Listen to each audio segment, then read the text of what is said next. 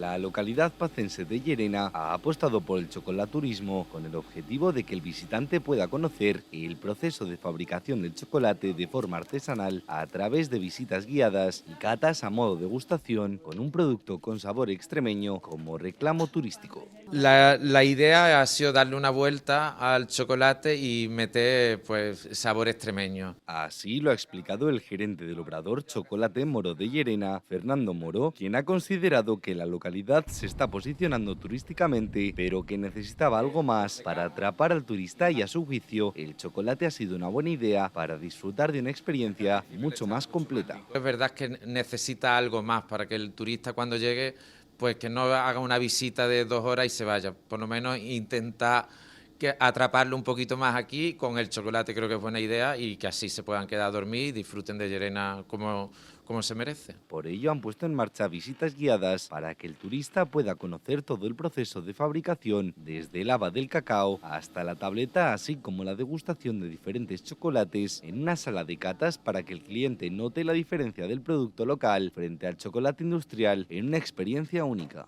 Pues la idea es que la gente tenga una experiencia sobre el chocolate y que aprendan realmente de dónde viene el chocolate. Creemos que el chocolate es un producto que se consume muchísimo, pero que desconocemos completamente.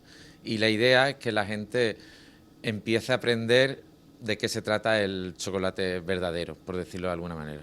Un chocolate con sabor extremeño, fabricado con productos de la tierra, como el cacao emulsionado con licor de bellota, que según Moro está siendo un éxito con picota de cereza, de jerte o con pimentón picante de la Vera y sal marina.